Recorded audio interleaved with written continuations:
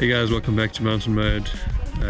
Today something a little different. I'm not doing a flight log or a mountain pilots episode, but we're just doing a questions and answers episode. So there's been a couple of questions over the past few months, and I'd love to just take an opportunity to answer those.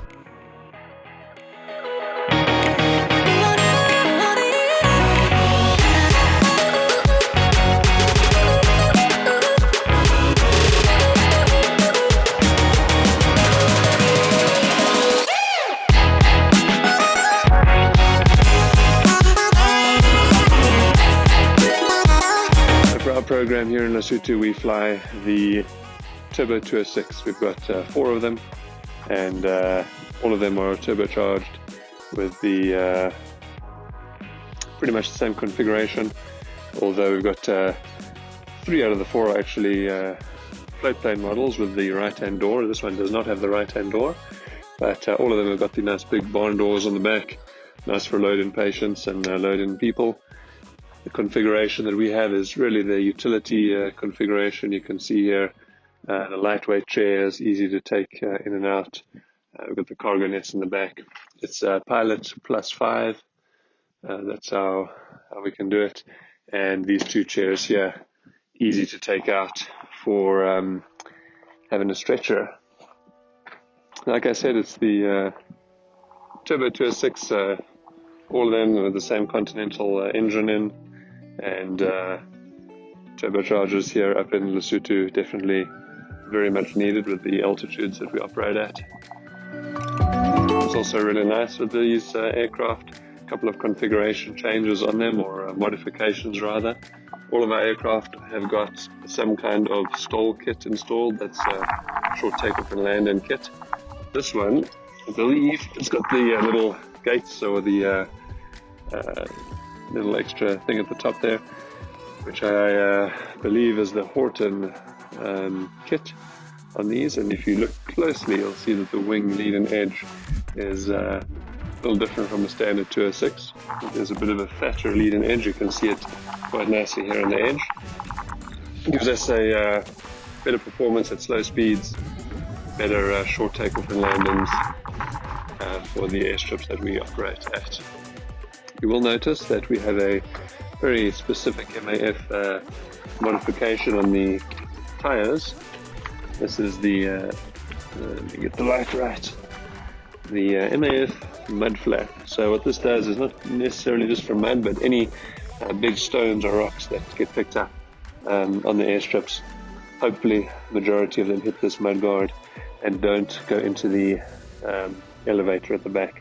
So it's a really thick rubber guard, and that just gets bolted onto the wheel there. The leading edge of our elevator has got almost looks like an icing boot, but it's not.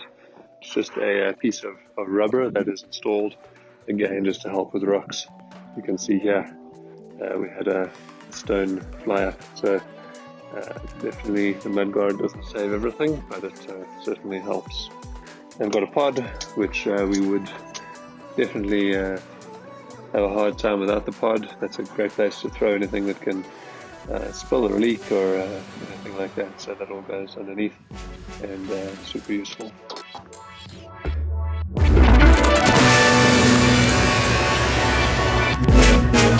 So this is a MAF system. I have seen it used with other companies. I'm not sure who designed it in the first place, but it's a fairly common idea these days in kind of the bush or the mission aviation world. And basically it's a checklist, and it kind of acts as like more of an action-based list. So with all the switches down, it's ready for landing, and with all the switches up, it's ready for takeoff. So you basically work through this as a checklist, and when they're all up, when the master's on, it will give you a green light at the top, or for landing, a green light at the bottom. And the reason this is nice is because it really helps you when you're have a high workload and you've got a bunch of stuff going on. You can work through some of that stuff, check it off, go back to flying, focus on what you're doing, and then get back into the checklist. So, for example, getting ready for takeoff, I tend to work through this in the order that it is, but you don't necessarily have to. So gas caps and drains. Once it's done, you switch it up, you know it's done. Flight controls, flaps, trim, check. Instruments and switches, check. Mags prop and mixture checked. Before takeoff, the last action is the abort briefing. That should give you a green light. That means you're ready for takeoff. And that acts differently compared to our checklist over here on the yoke. This is more of a checklist that we use. We do a flow and do certain things, and then use this just to confirm that everything's been done.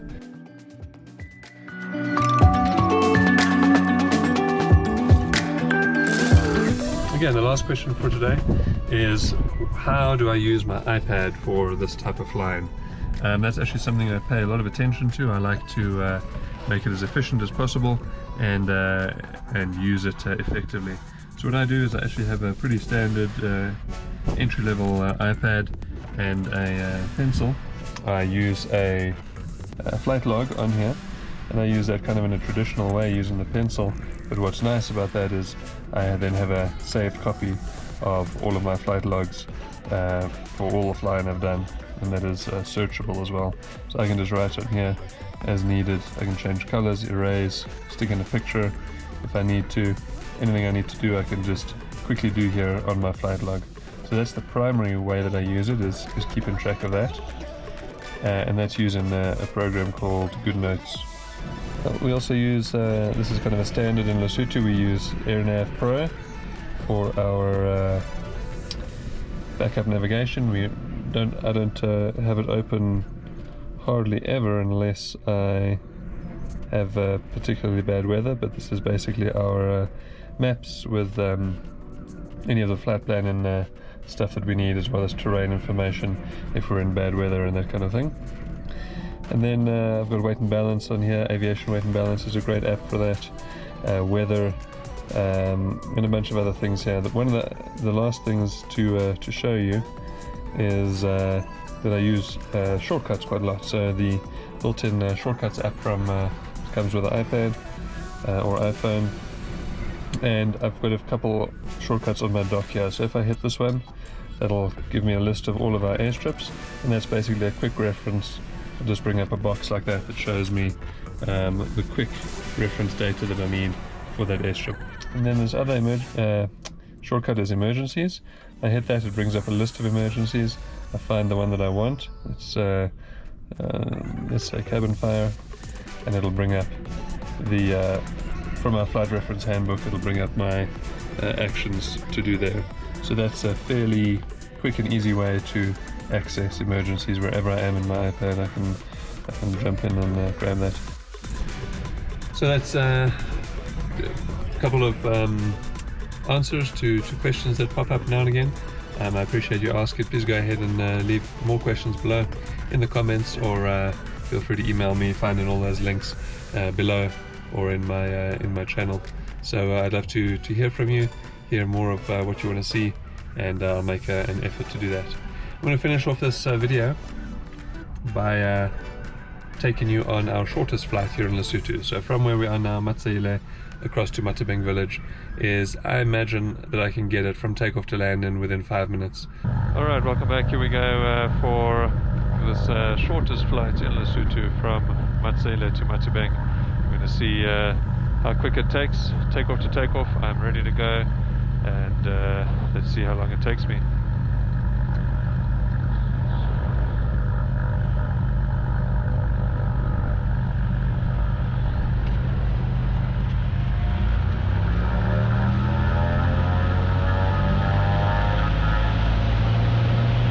Power check, speed check, continue.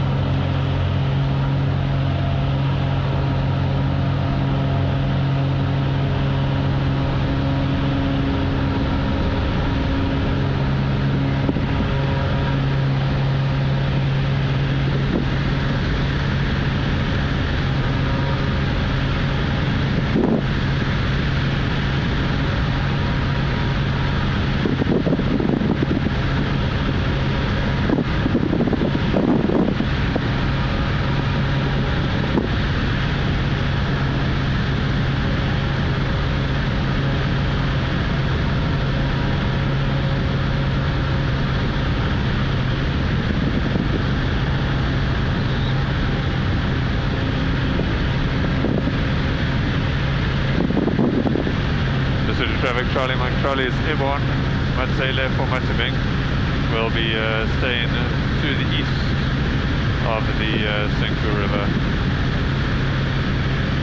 Alright, so Matabeng is already here.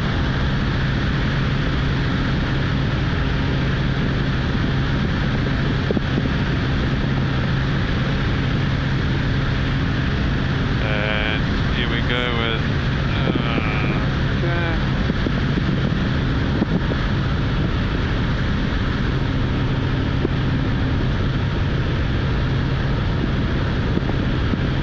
Thank you, copy. Alright, we're ready to land again. Okay, let's get everything set so I can see the wind from where I am here. I have a helicopter that just landed in front of me, so I'm aware of where he is. Let's have a look quickly at Matabeng is at 1875 length, 6,200 foot, so I'm a little high here. I can start to descend.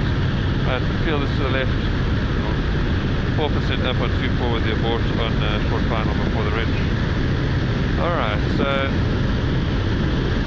not much time to say anything, but we are here from Matsile to Matabeng. It's literally about a 2-minute flight en route plus a few extra minutes joining the pattern and getting set up to land. But here we are on downwind, and it is a go critical landing, so I'll be calling the abort on the final approach.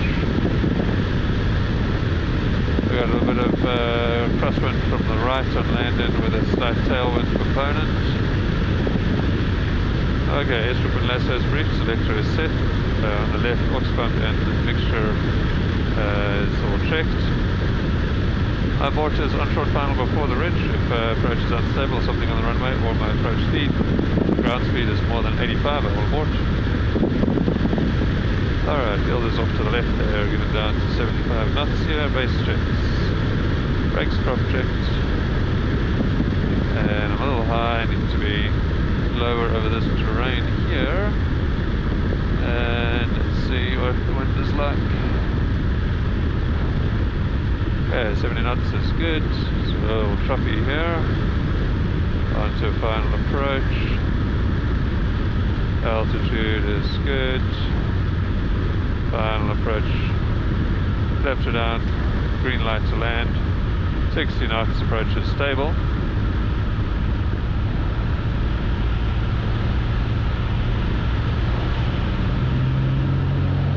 And committed.